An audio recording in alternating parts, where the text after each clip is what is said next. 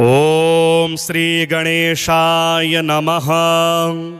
अथ श्री गणेशावतार स्तोत्रम्। आंगिरस उवाच अनंता अवताराश्च गणेशस्य महात्मनः न शक्यते कथां वक्तुं मया वर्षशतैरपि। संक्षेपेण प्रवक्ष्यामि मुख्यानां मुख्यतां गतान्। अवताराश्च तस्याष्टौ विख्यातान् ब्रह्मधारकान्। वक्रतुण्डावतारश्च देहिनां ब्रह्मधारकः। मत्सरासुरहन्ता सिंहवाहनगः स्मृतः। एकदन्तावतारो वै देहिनां ब्रह्मधारकः।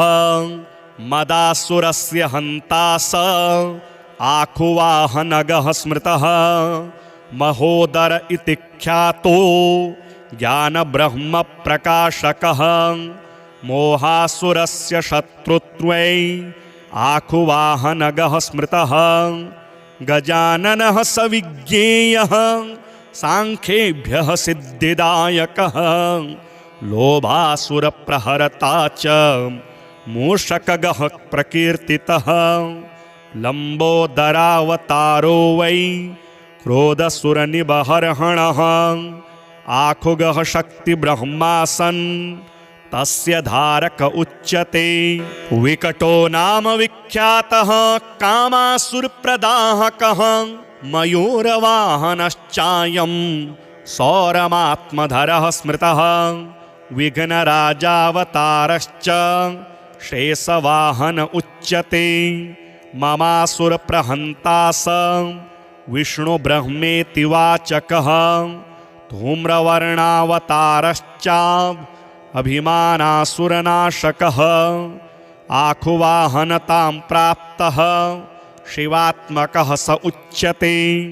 एतेष्टौ ते मया प्रोक्ता गणेशांशा विनायकः। येषां भजनमात्रेण शश्वब्रह्मप्रधारकाः। स्वानन्दवासकारी स गणेशानः प्रकथ्यते। स्वानन्दे योगिभिर्दृष्टो ब्रह्मणि नात्र संशयः। तस्यावताररूपाश्च अष्टौ विघ्नहरणः स्मृतः। स्वानन्दभजनेनैव लीलास्तत्र भवन्ति हि। माया तत्र स्वयं लीना भविष्यति सुपुत्रकं। संयोगे मौनभावश्च समाधिः प्राप्यते जनेः। अयोगे गणराजस्य भजने नैव सिद्ध्यति। मायाभेदमयं ब्रह्म निवृत्तिः प्राप्यते परा। योगात्मकगणेशानो ब्रह्मणस्पतिवाचकः। तत्र शान्तिः समाख्याता योगरूपा जनेः कृता। नानाशान्तिप्रभेदश्च स्थाने स्थाने प्रकथ्यते। शान्तीनां शान्तिरूपा सा योगशान्तिः प्रकीर्तिता। योगस्य योगता दृष्टा सर्वब्रह्म सुपुत्रकं। न योगात् परमं ब्रह्म ब्रह्मभूतेन लभ्यते। एतदेव परं गुह्यं कथितं वत्स ते लिखं। भजत्वं सर्वभावेन गणेशं ब्रह्मनायकं। पुत्रपौत्रादिप्रदं स्तोत्रमिदं शोकविनाशनं। धनधान्यसमृद्ध्यादि प्रदं भावी न संशयः। धर्मार्थकाममोक्षाणां साधनं ब्रह्मदायकं। भक्तिदृढकरं चैव भविष्यति न संशयः। अनन्ता अवताराश्च गणेशस्य महात्मनः न शक्यते कथां वक्तुं मया वर्षशतैरपि। संक्षेपेण प्रवक्ष्यामि मुख्यानां मुख्यतां गतान्।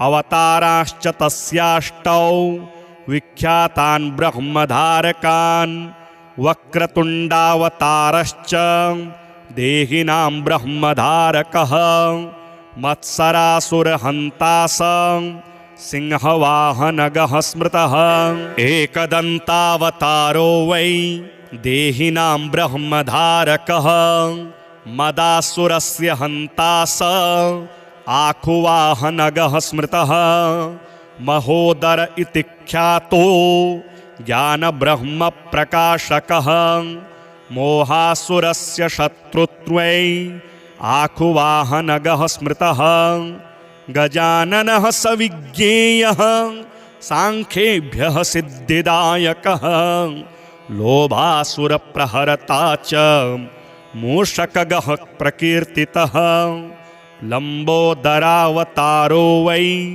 क्रोधसुरनिबर्हणः आखुगः शक्तिब्रह्मासन् तस्य धारक उच्यते विकटो नाम विख्यातः कामासुरप्रदाहकः मयूरवाहनश्चायं सौरमात्मधरः स्मृतः विघ्नराजावतारश्च शेषवाहन उच्यते ममासुरप्रहन्ता स विष्णुब्रह्मेति वाचकः धूम्रवर्णावतारश्च अभिमानासुरनाशकः आखुवाहनतां प्राप्तः शिवात्मकः स उच्यते एतेष्टौ ते मया प्रोक्ता गणेशांशा विनायकः येषां भजनमात्रेण श्वश्वब्रह्मप्रधारकाः स्वानन्दवासकारी स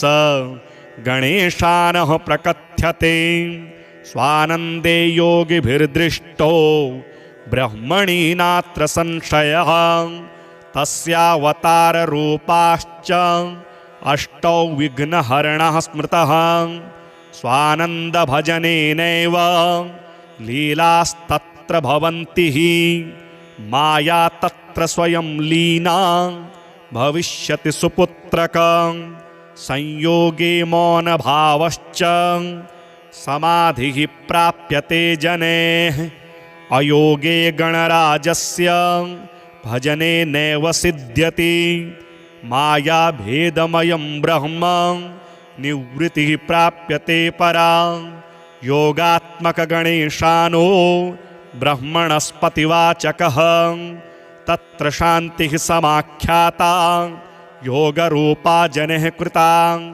नानाशान्तिप्रभेदश्च स्थाने स्थाने प्रकथ्यते शान्तीनां शान्तिरूपा सा योगशान्तिः प्रकीर्तिता योगस्य योगता दृष्टा सर्वब्रह्मसुपुत्रकं न योगात् परमं ब्रह्म ब्रह्मभूतेन लभ्यते एतदेव परं गुह्यं कथितं वत्स ते लिखं भजत्वं सर्वभावेन गणेशं ब्रह्मनायकं पुत्रपौत्रादिप्रदं स्तोत्रमिदं शोकविनाशनं धनधान्यसमृद्ध्यादि प्रदं भावी न संशयः परमार्थकाममोक्षाणां साधनं ब्रह्मदायकं भक्तिदृढकरं चैव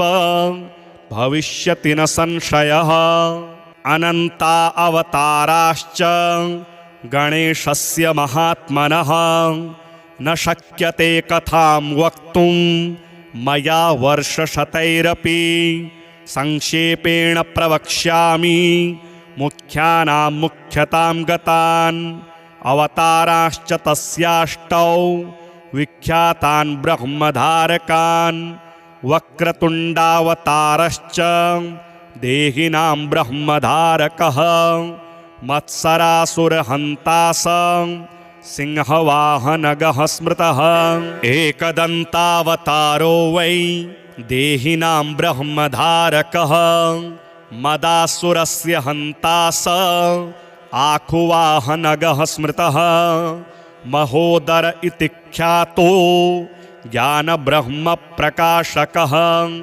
मोहासुरस्य शत्रुत्वै आखुवाहनगः स्मृतः गजाननः स विज्ञेयः सांख्येभ्यः सिद्धिदायकः लोभासुरप्रहरता च मूषकगः प्रकीर्तितः लंबोदरावतारो वै क्रोधसुरनिबर्हणः आखुगः शक्तिब्रह्मासन् तस्य धारक उच्यते विकटो नाम विख्यातः कामासुरप्रदाहकः मयूरवाहनश्चायं सौरमात्मधरः स्मृतः विघ्नराजावतारश्च शेषवाहन उच्यते ममासुरप्रहन्ता स विष्णुब्रह्मेति वाचकः धूम्रवर्णावतारश्च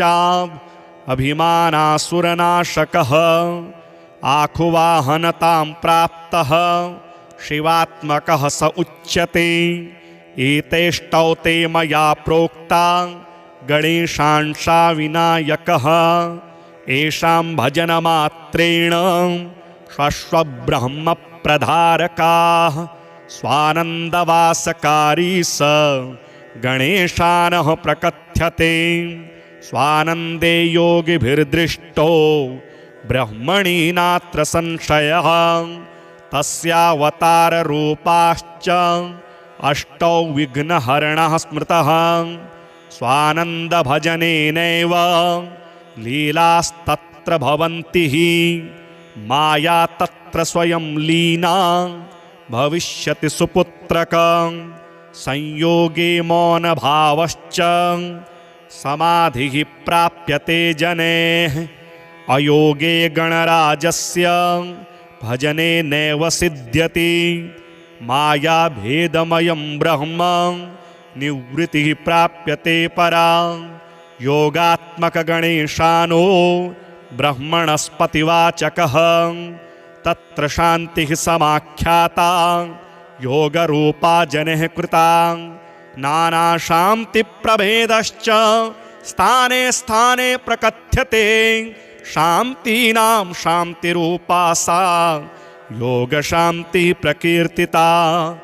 योगस्य योगता दृष्टा सर्वब्रह्म सुपुत्रकं न योगात् परमं ब्रह्म ब्रह्मभूतेन लभ्यते एतदेव परं गुह्यं कथितं वत्स ते लिखं भजत्वं सर्वभावेन गणेशं ब्रह्मनायकं पुत्रपौत्रादिप्रदं स्तोत्रमिदं शोकविनाशनं धनधान्यसमृद्ध्यादि प्रदं भावी न संशयः धर्मार्थकाममोक्षाणां साधनं ब्रह्मदायकं भक्तिदृढकरं चैव भविष्यति न संशयः अनन्ता अवताराश्च गणेशस्य महात्मनः न शक्यते कथां वक्तुं मया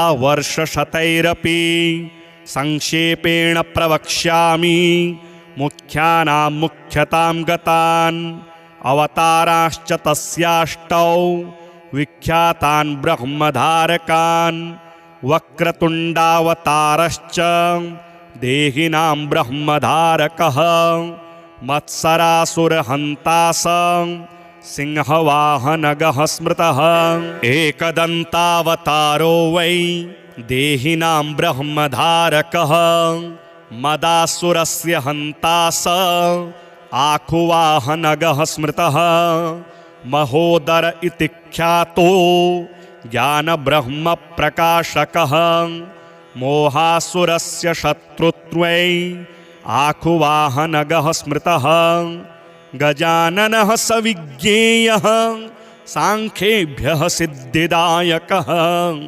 लोभासुरप्रहरता च मूषकगः प्रकीर्तितः लंबोदरावतारो वै क्रोधसुरनिबर्हणः आखुगः शक्तिब्रह्मासन् तस्य धारक उच्यते विकटो नाम विख्यातः कामासुरप्रदाहकः मयूरवाहनश्चायं सौरमात्मधरः स्मृतः विघ्नराजावतारश्च शेषवाहन उच्यते ममासुरप्रहन्ता स विष्णुब्रह्मेति वाचकः धूम्रवर्णावतारश्च अभिमानासुरनाशकः आखुवाहनतां प्राप्तः शिवात्मकः स उच्यते एतेष्टौ ते मया प्रोक्ता गणेशांशा विनायकः येषां भजनमात्रेण स्वस्वब्रह्मप्रधारकाः स्वानन्दवासकारी स गणेशानः प्रकथ्यते स्वानन्दे योगिभिर्दृष्टो ब्रह्मणि नात्र संशयः तस्यावताररूपाश्च अष्टौ विघ्नहरणः स्मृतः स्वानन्दभजनेनैव लीलास्तत्र भवन्ति हि माया तत्र स्वयं लीना भविष्यति सुपुत्रकं संयोगे मौनभावश्च समाधिः प्राप्यते जनेः अयोगे गणराजस्य भजने नैव सिद्ध्यति मायाभेदमयं ब्रह्म निवृत्तिः प्राप्यते परा योगात्मकगणेशानो ब्रह्मणस्पतिवाचकः तत्र शान्तिः समाख्याता योगरूपा जनेः कृता नानाशान्तिप्रभेदश्च स्थाने स्थाने प्रकथ्यते शान्तीनां शान्तिरूपा सा योगशान्तिः प्रकीर्तिता योगस्य योगता दृष्टा सर्वब्रह्मसुपुत्रकं न योगात् परमं ब्रह्म ब्रह्मभूतेन लभ्यते एतदेव परं गुह्यं कथितं वत्स ते लिख भजत्वं सर्वभावेन गणेशं ब्रह्मनायकं पुत्रपौत्रादिप्रदं स्तोत्रमिदं शोकविनाशनं धनधान्यसमृद्ध्यादि प्रदं भावी न संशयः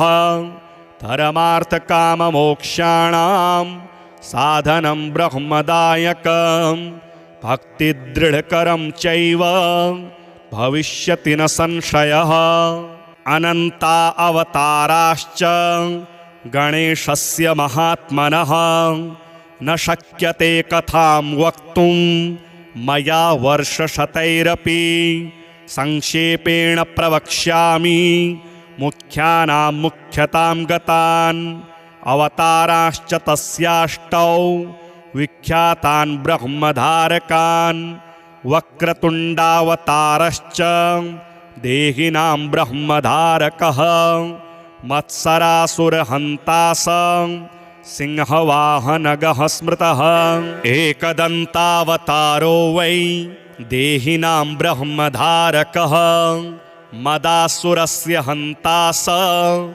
आखुवाहनगः स्मृतः महोदर इति ख्यातो ज्ञानब्रह्मप्रकाशकः मोहासुरस्य शत्रुत्वै आखुवाहनगः स्मृतः गजाननः स विज्ञेयः सांख्येभ्यः सिद्धिदायकः लोभासुरप्रहरता च मूषकगः प्रकीर्तितः लम्बोदरावतारो वै क्रोधसुरनिबर्हणः आखुगः शक्तिब्रह्मासन् तस्य धारक उच्यते विकटो नाम विख्यातः कामासुरप्रदाहकः मयूरवाहनश्चायं सौरमात्मधरः स्मृतः विघ्नराजावतारश्च शेषवाहन उच्यते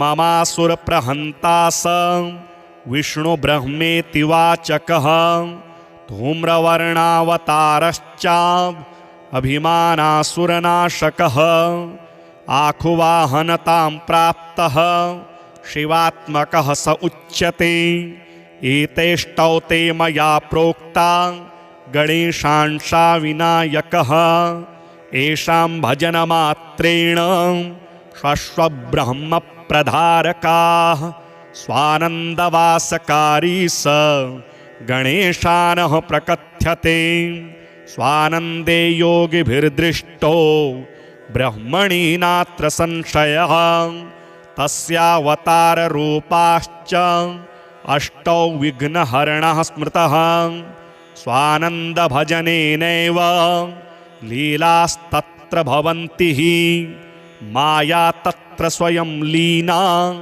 भविष्यति सुपुत्रकं संयोगे मौनभावश्च समाधिः प्राप्यते जनेः अयोगे गणराजस्य भजने नैव सिद्ध्यति मायाभेदमयं ब्रह्म निवृत्तिः प्राप्यते परा योगात्मकगणेशानो ब्रह्मणस्पतिवाचकः तत्र शान्तिः समाख्याता योगरूपा जनेः कृता नानाशान्तिप्रभेदश्च स्थाने स्थाने प्रकथ्यते शान्तीनां शान्तिरूपा सा योगशान्तिः प्रकीर्तिता योगस्य योगता दृष्टा सर्वब्रह्म सुपुत्रकं न योगात् परमं ब्रह्म ब्रह्मभूतेन लभ्यते एतदेव परं गुह्यं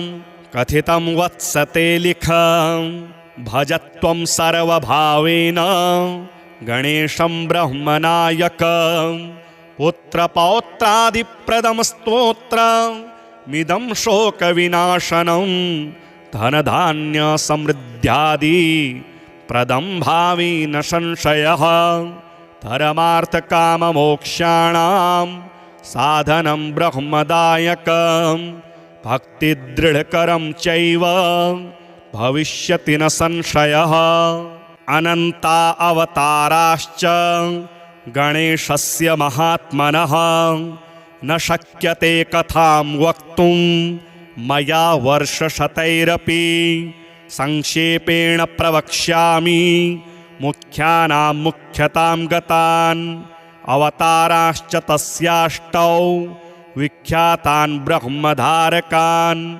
वक्रतुण्डावतारश्च देहिनां ब्रह्मधारकः मत्सरासुरहन्ता सिंहवाहनगः स्मृतः एकदन्तावतारो वै देहिनां ब्रह्मधारकः मदासुरस्य हन्ता स आखुवाहनगः स्मृतः महोदर इति ख्यातो ज्ञानब्रह्मप्रकाशकः मोहासुरस्य शत्रुत्वै आखुवाहनगः स्मृतः गजाननः स विज्ञेयः सांख्येभ्यः सिद्धिदायकः लोभासुरप्रहरता च मूषकगः प्रकीर्तितः लम्बोदरावतारो वै क्रोधसुरनिबहर्हणः आखुगः शक्तिब्रह्मासन्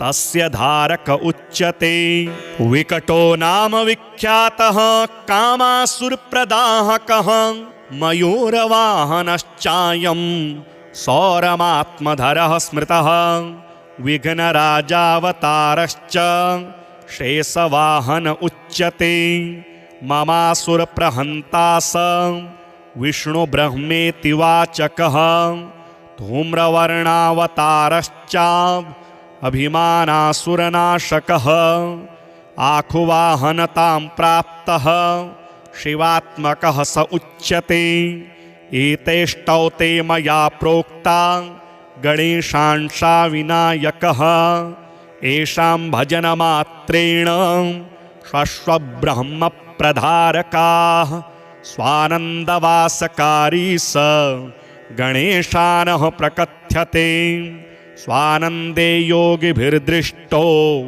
ब्रह्मणि नात्र संशयः तस्यावताररूपाश्च अष्टौ विघ्नहरणः स्मृतः स्वानन्दभजनेनैव लीलास्तत्र भवन्ति हि माया तत्र स्वयं लीना भविष्यति सुपुत्रकं संयोगे मौनभावश्च समाधिः प्राप्यते जनेः अयोगे गणराजस्य भजने नैव सिद्ध्यति मायाभेदमयं ब्रह्म निवृत्तिः प्राप्यते परा योगात्मकगणेशानो ब्रह्मणस्पतिवाचकः तत्र शान्तिः समाख्याता योगरूपा जनैः कृता नानाशान्तिप्रभेदश्च स्थाने स्थाने प्रकथ्यते शान्तीनां शान्तिरूपा सा योगशान्तिः प्रकीर्तिता योगस्य योगता दृष्टा सर्वब्रह्म सुपुत्रक न योगात् परमं ब्रह्म ब्रह्मभूतेन लभ्यते एतदेव परं गुह्यं कथितं वत्स ते लिख भजत्वं सर्वभावेन गणेशं ब्रह्मनायकं पुत्रपौत्रादिप्रदं स्तोत्रमिदं शोकविनाशनं धनधान्यसमृद्ध्यादि प्रदं भावी न संशयः धर्मार्थकाममोक्षाणां साधनं ब्रह्मदायकं भक्तिदृढकरं चैव भविष्यति न संशयः अनन्ता अवताराश्च गणेशस्य महात्मनः न शक्यते कथां वक्तुं मया वर्षशतैरपि संक्षेपेण प्रवक्ष्यामि मुख्यानां मुख्यतां गतान् अवताराश्च तस्याष्टौ विख्यातान् ब्रह्मधारकान् वक्रतुण्डावतारश्च देहिनां ब्रह्मधारकः मत्सरासुरहन्ता सिंहवाहनगः स्मृतः एकदन्तावतारो वै देहिनां ब्रह्मधारकः मदासुरस्य हन्ता आखुवाहनगः स्मृतः महोदर इति ख्यातो ज्ञानब्रह्मप्रकाशकः मोहासुरस्य शत्रुत्वै आखुवाहनगः स्मृतः गजाननः स विज्ञेयः सांख्येभ्यः सिद्धिदायकः लोभासुरप्रहरता च मूषकगः प्रकीर्तितः लम्बोदरावतारो वै क्रोधसुरनिबर्हणः आखुगः शक्तिब्रह्मासन् तस्य धारक उच्यते विकटो नाम विख्यातः कामासुरप्रदाहकः मयूरवाहनश्चायं सौरमात्मधरः स्मृतः विघ्नराजावतारश्च शेषवाहन उच्यते ममासुरप्रहन्ता स विष्णुब्रह्मेति वाचकः धूम्रवर्णावतारश्च अभिमानासुरनाशकः आखुवाहनतां प्राप्तः शिवात्मकः स उच्यते एतेष्टौ ते मया प्रोक्ता गणेशांशा विनायकः येषां भजनमात्रेण शश्वब्रह्मप्रधारकाः स्वानन्दवासकारी स गणेशानः प्रकथ्यते स्वानन्दे योगिभिर्दृष्टो ब्रह्मणि नात्र संशयः तस्यावताररूपाश्च अष्टौ विघ्नहरणः स्मृतः स्वानन्दभजनेनैव लीलास्तत्र भवन्ति माया तत्र स्वयं लीना भविष्यति सुपुत्रकं संयोगे मौनभावश्च समाधिः प्राप्यते जनेः अयोगे गणराजस्य भजने नैव सिद्ध्यति मायाभेदमयं ब्रह्म निवृत्तिः प्राप्यते परा योगात्मकगणेशानो ब्रह्मणस्पतिवाचकः तत्र शान्तिः समाख्याता योगरूपा जनैः कृता नानाशान्तिप्रभेदश्च स्थाने स्थाने प्रकथ्यते शान्तीनां शान्तिरूपा सा योगशान्तिः प्रकीर्तिता योगस्य योगता दृष्टा सर्वब्रह्म सुपुत्रकं न योगात् परमं ब्रह्म ब्रह्मभूतेन लभ्यते एतदेव परं गुह्यं कथितं वत्स ते लिखं भजत्वं सर्वभावेन गणेशं ब्रह्मनायकं पुत्रपौत्रादिप्रदं स्तोत्रमिदं शोकविनाशनं धनधान्यसमृद्ध्यादि प्रदं भावि न संशयः परमार्थकाममोक्षाणां साधनं ब्रह्मदायकं भक्तिदृढकरं चैव भविष्यति न संशयः अनन्ता अवताराश्च गणेशस्य महात्मनः न शक्यते कथां वक्तुं मया वर्षशतैरपि संक्षेपेण प्रवक्ष्यामि मुख्यानां मुख्यतां गतान् अवताराश्च तस्याष्टौ विख्यातान् ब्रह्मधारकान् वक्रतुण्डावतारश्च देहिनां ब्रह्मधारकः मत्सरासुरहन्ता सिंहवाहनगः स्मृतः एकदन्तावतारो वै देहिनां ब्रह्मधारकः मदासुरस्य हन्ता आखुवाहनगः स्मृतः महोदर इति ख्यातो ज्ञानब्रह्मप्रकाशकः मोहासुरस्य शत्रुत्वै आखुवाहनगः स्मृतः गजाननः स विज्ञेयः सांख्येभ्यः सिद्धिदायकः लोभासुरप्रहरता च मूषकगः प्रकीर्तितः लम्बोदरावतारो वै क्रोधसुरनिबर्हणः आखुगः शक्तिब्रह्मासन् तस्य धारक उच्यते विकटो नाम विख्यातः कामासुरप्रदाहकः मयूरवाहनश्चायं सौरमात्मधरः स्मृतः विघ्नराजावतारश्च शेषवाहन उच्यते ममासुरप्रहन्ता स विष्णुब्रह्मेति वाचकः धूम्रवर्णावतारश्च अभिमानासुरनाशकः आखुवाहनतां प्राप्तः शिवात्मकः स उच्यते एतेष्टौ ते मया प्रोक्ता गणेशांशा विनायकः येषां भजनमात्रेण शश्वब्रह्मप्रधारकाः स्वानन्दवासकारी स गणेशानः प्रकथ्यते स्वानन्दे योगिभिर्दृष्टो ब्रह्मणि नात्र संशयः तस्यावताररूपाश्च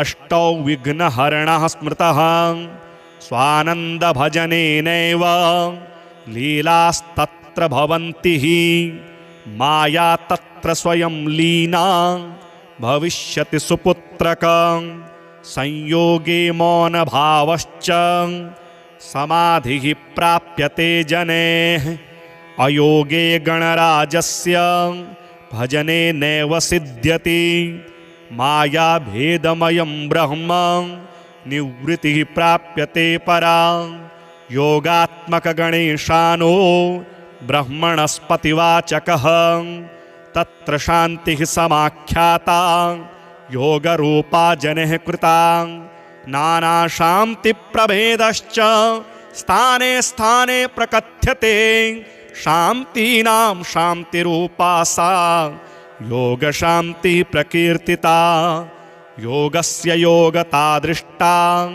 सर्वब्रह्म सुपुत्रकं न योगात् परमं ब्रह्म ब्रह्मभूतेन लभ्यते एतदेव परं गुह्यं कथितं वत्स ते लिखं भजत्वं सर्वभावेन गणेशं ब्रह्मनायकं पुत्रपौत्रादिप्रदं स्तोत्रमिदं शोकविनाशनं धनधान्यसमृद्ध्यादि प्रदं भावी न संशयः धर्मार्थकाममोक्षाणां साधनं ब्रह्मदायकं भक्तिदृढकरं चैव भविष्यति न संशयः अनन्ता अवताराश्च गणेशस्य महात्मनः न शक्यते कथां वक्तुं मया वर्षशतैरपि संक्षेपेण प्रवक्ष्यामि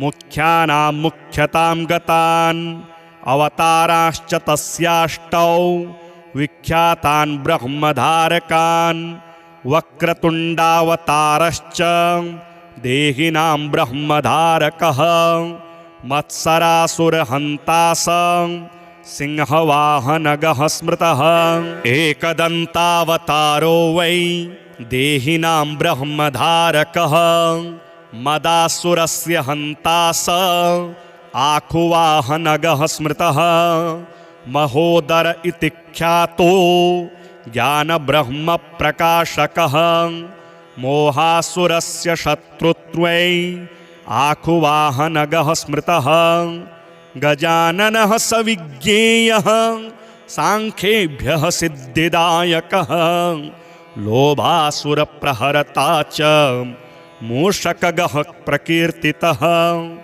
लम्बोदरावतारो वै क्रोधसुरनिबर्हणः आखुगः शक्तिब्रह्मासन् तस्य धारक उच्यते विकटो नाम विख्यातः कामासुरप्रदाहकः मयूरवाहनश्चायं सौरमात्मधरः स्मृतः विघ्नराजावतारश्च शेषवाहन उच्यते ममासुरप्रहन्ता स विष्णुब्रह्मेति वाचकः धूम्रवर्णावतारश्च अभिमानासुरनाशकः आखुवाहनतां प्राप्तः शिवात्मकः स उच्यते एतेष्टौ ते मया प्रोक्ता गणेशांशा विनायकः येषां भजनमात्रेण शश्वब्रह्मप्रधारकाः स्वानन्दवासकारी स गणेशानः प्रकथ्यते स्वानन्दे योगिभिर्दृष्टो ब्रह्मणि नात्र संशयः तस्यावताररूपाश्च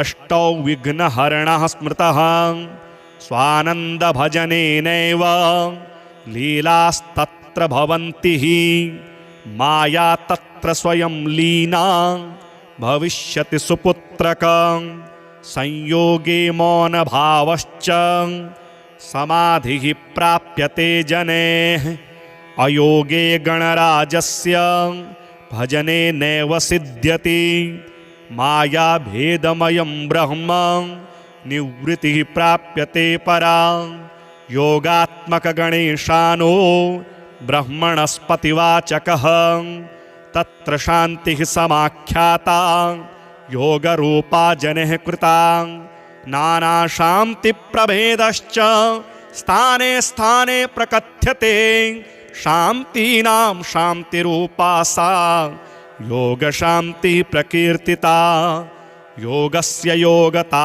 दृष्टा सर्वब्रह्मसुपुत्रकं न योगात् परमं ब्रह्म ब्रह्मभूतेन लभ्यते एतदेव परं गुह्यं कथितं वत्सते लिखं भजत्वं सर्वभावेन गणेशं ब्रह्मनायकं पुत्रपौत्रादिप्रदं स्तोत्रमिदं शोकविनाशनं धनधान्यसमृद्ध्यादि प्रदं भावी न संशयः धर्मार्थकाममोक्षाणां साधनं ब्रह्मदायकं भक्तिदृढकरं चैव भविष्यति न संशयः अनन्ता अवताराश्च गणेशस्य महात्मनः न शक्यते कथां वक्तुं मया वर्षशतैरपि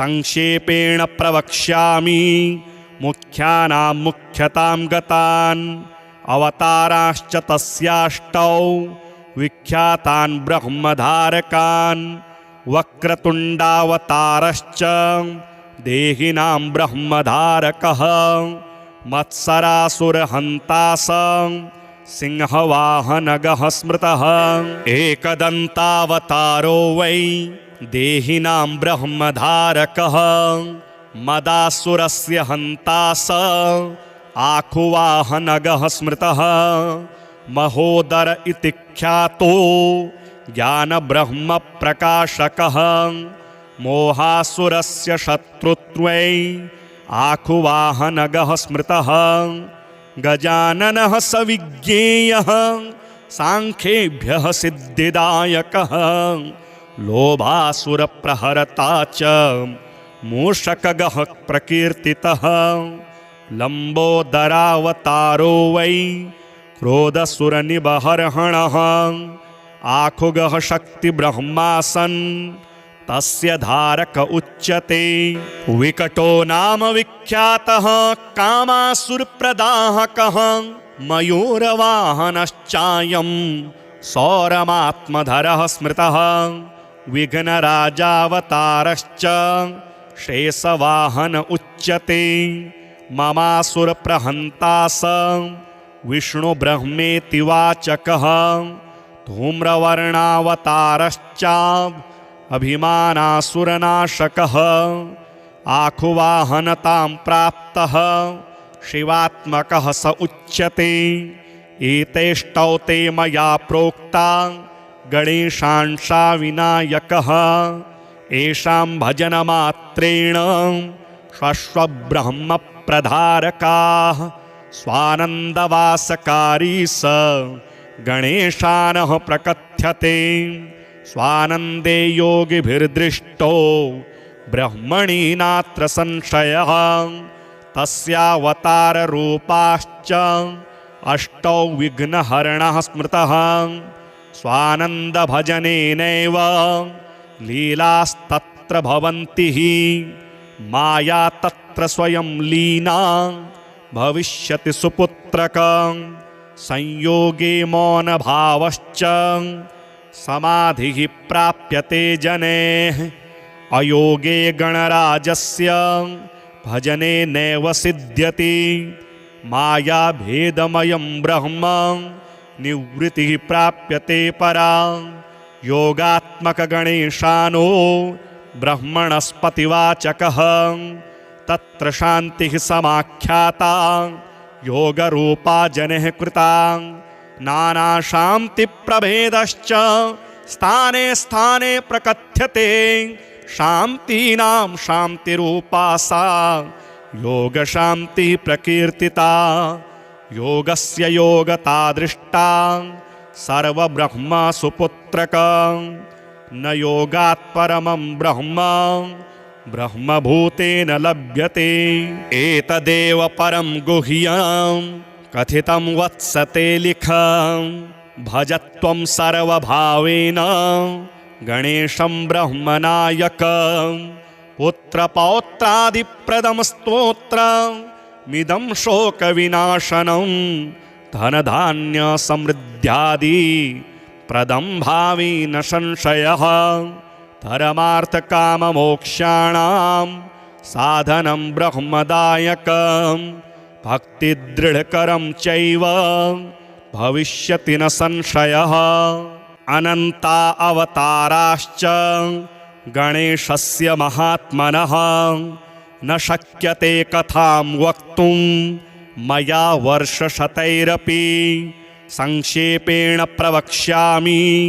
मुख्यानां मुख्यतां गतान् अवताराश्च तस्याष्टौ विख्यातान् ब्रह्मधारकान् वक्रतुण्डावतारश्च देहिनां ब्रह्मधारकः मत्सरासुरहन्ता सिंहवाहनगः स्मृतः एकदन्तावतारो वै देहिनां ब्रह्मधारकः मदासुरस्य हन्ता आखुवाहनगः स्मृतः महोदर इति ख्यातो ज्ञानब्रह्मप्रकाशकः मोहासुरस्य शत्रुत्वै आखुवाहनगः स्मृतः गजाननः स विज्ञेयः सांख्येभ्यः सिद्धिदायकः लोभासुरप्रहरता च मूषकगः प्रकीर्तितः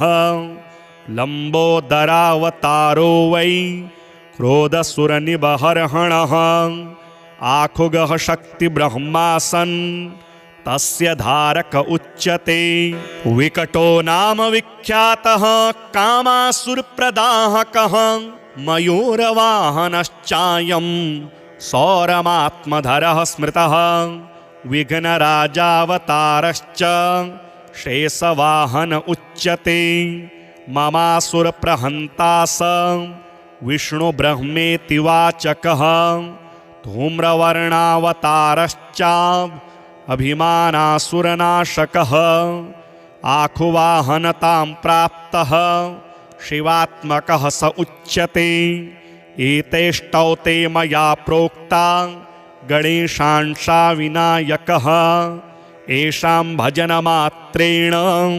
शश्वब्रह्मप्रधारकाः स्वानन्दवासकारी स गणेशानः प्रकथ्यते स्वानन्दे योगिभिर्दृष्टो ब्रह्मणि नात्र संशयः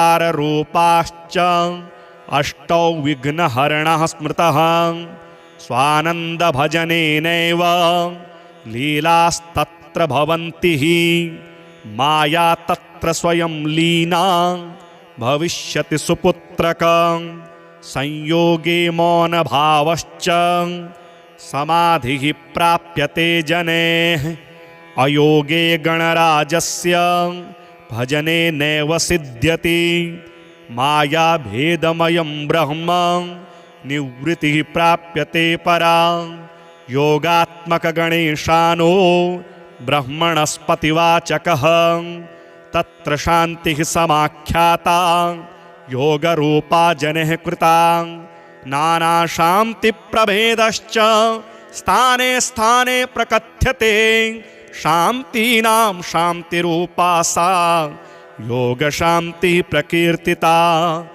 योगस्य योगता दृष्टा सर्वब्रह्मसुपुत्रकं न योगात् परमं ब्रह्म ब्रह्मभूतेन लभ्यते एतदेव परं गुह्यं कथितं वत्स ते लिख भजत्वं सर्वभावेन गणेशं ब्रह्मनायकं पुत्रपौत्रादिप्रदं स्तोत्रमिदं शोकविनाशनं धनधान्यसमृद्ध्यादि प्रदं भावी न संशयः परमार्थकाममोक्षाणां साधनं ब्रह्मदायकं भक्तिदृढकरं चैव भविष्यति न संशयः अनन्ता अवताराश्च गणेशस्य महात्मनः न शक्यते कथां वक्तुं मया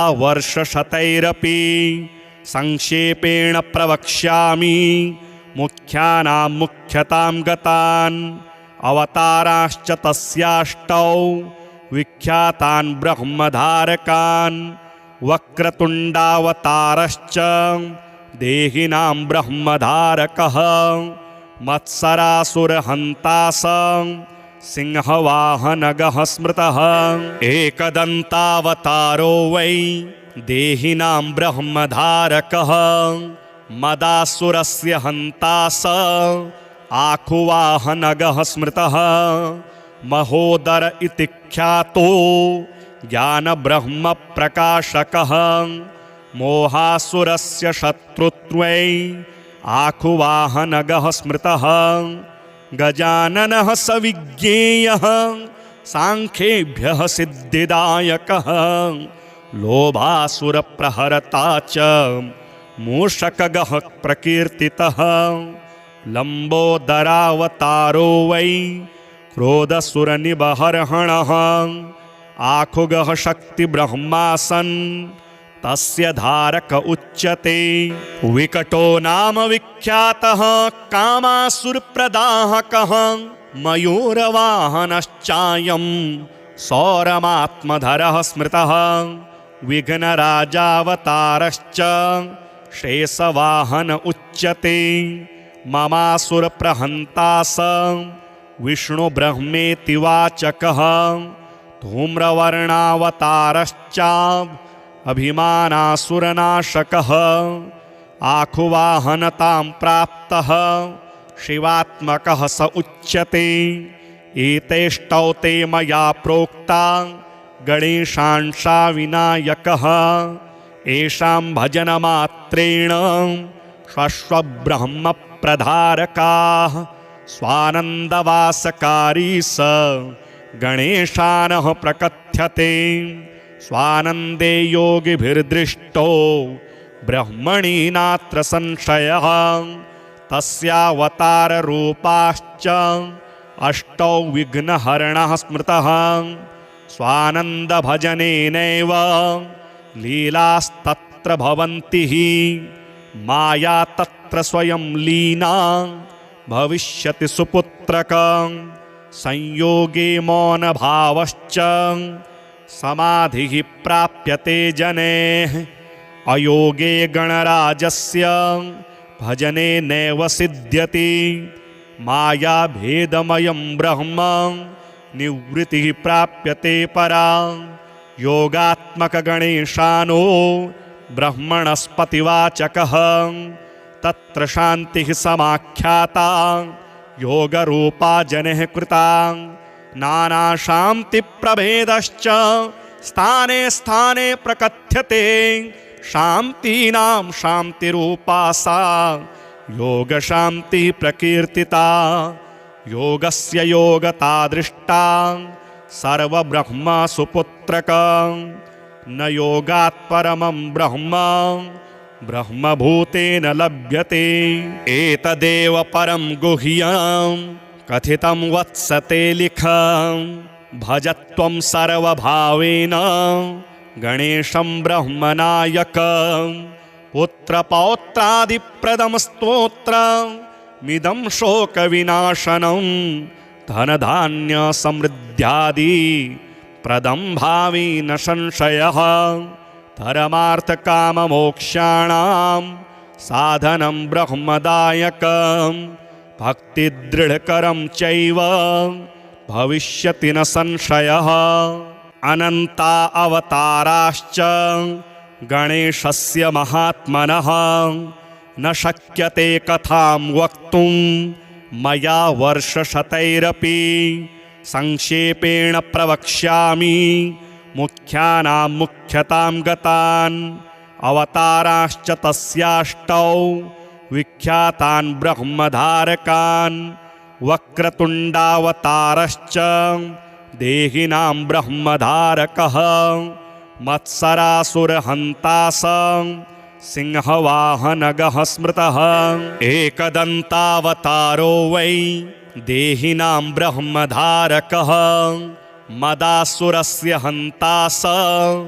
आखुवाहनगः स्मृतः महोदर इति ख्यातो ज्ञानब्रह्मप्रकाशकः मोहासुरस्य शत्रुत्वै आखुवाहनगः स्मृतः गजाननः स विज्ञेयः सांख्येभ्यः सिद्धिदायकः लोभासुरप्रहरता च मूषकगः प्रकीर्तितः लम्बोदरावतारो वै क्रोधसुरनिबर्हणः आखुगः शक्तिब्रह्मासन् तस्य धारक उच्यते विकटो नाम विख्यातः कामासुरप्रदाहकः मयूरवाहनश्चायं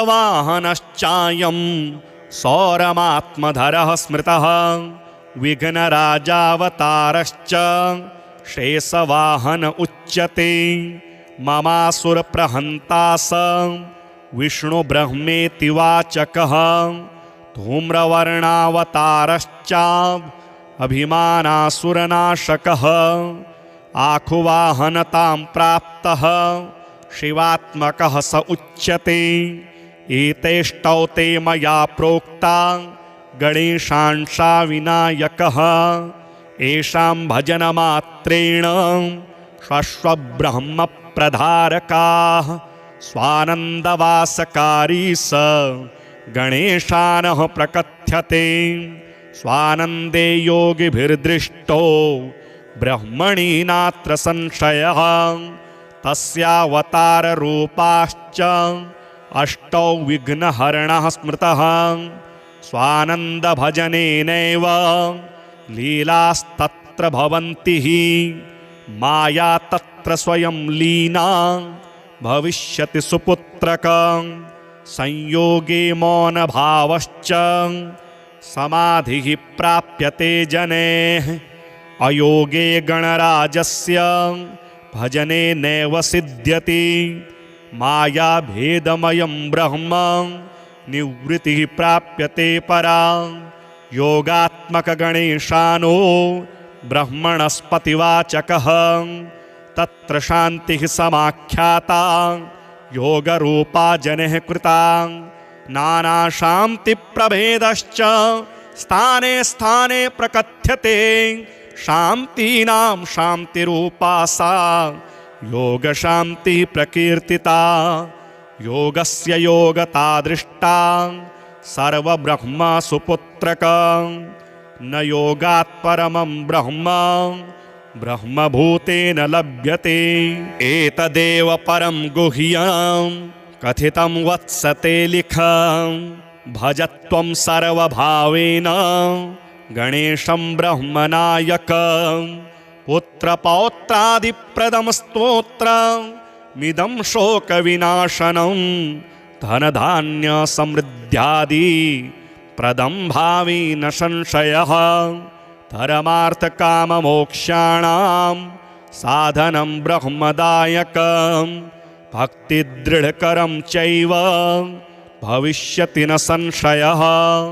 अनन्ता अवताराश्च गणेशस्य महात्मनः। न शक्यते कथां वक्तुं मया वर्षशतैरपि। संक्षेपेण प्रवक्ष्यामि मुख्यानां मुख्यतां गतान्। अवताराश्च तस्याष्टौ विख्यातान् ब्रह्मधारकान्। वक्रतुण्डावतारश्च देहिनां ब्रह्मधारकः। मत्सरासुरहन्ता स सिंहवाहनगः स्मृतः। एकदन्तावतारो वै देहिनां ब्रह्मधारकः। मदासुरस्य हन्ता स आखुवाहनगः स्मृतः। महोदर इति ख्यातो ज्ञानब्रह्मप्रकाशकः। मोहासुरस्य शत्रुत्वै आखुवाहनगः स्मृतः। गजाननः स विज्ञेयः सांख्येभ्यः सिद्धिदायकः। लोभासुरप्रहरता च मूषकगः प्रकीर्तितः। लम्बोदरावतारो वै क्रोधसुरनिबर्हणः। आखुगः शक्तिब्रह्मासन् तस्य धारक उच्यते। विकटो नाम विख्यातः कामासुरप्रदाहकः। मयूरवाहनश्चायं सौरमात्मधरः स्मृतः। विघ्नराजावतारश्च शेषवाहन उच्यते।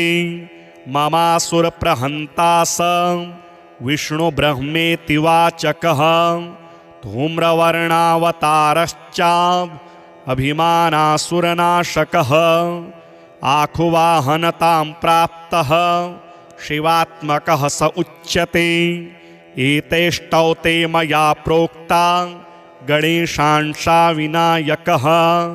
येषां भजनमात्रेण स्वस्वब्रह्मप्रधारकाः स्वानन्दवासकारी स गणेशानः प्रकथ्यते। स्वानन्दे योगिभिर्दृष्टो ब्रह्मणि नात्र संशयः। तस्यावताररूपाश्च अष्टौ विघ्नहरणः स्मृतः।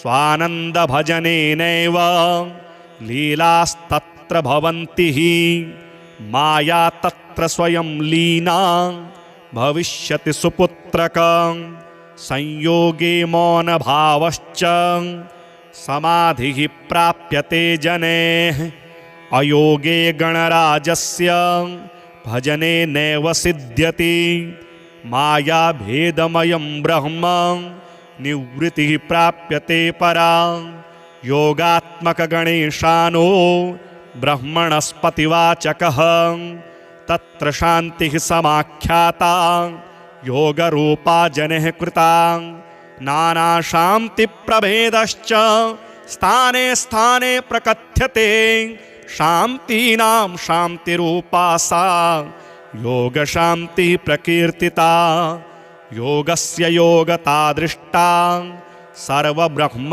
सुपुत्रकं न योगात् परमं ब्रह्म ब्रह्मभूतेन लभ्यते एतदेव परं गुह्यं कथितं वत्सते लिखं भजत्वं सर्वभावेन गणेशं ब्रह्मनायकं पुत्रपौत्रादिप्रदं स्तोत्रमिदं शोकविनाशनं धनधान्यसमृद्ध्यादि प्रदं भावी न संशयः धर्मार्थकाममोक्षाणां साधनं ब्रह्मदायकं भक्तिदृढकरं चैव भविष्यति न संशयः।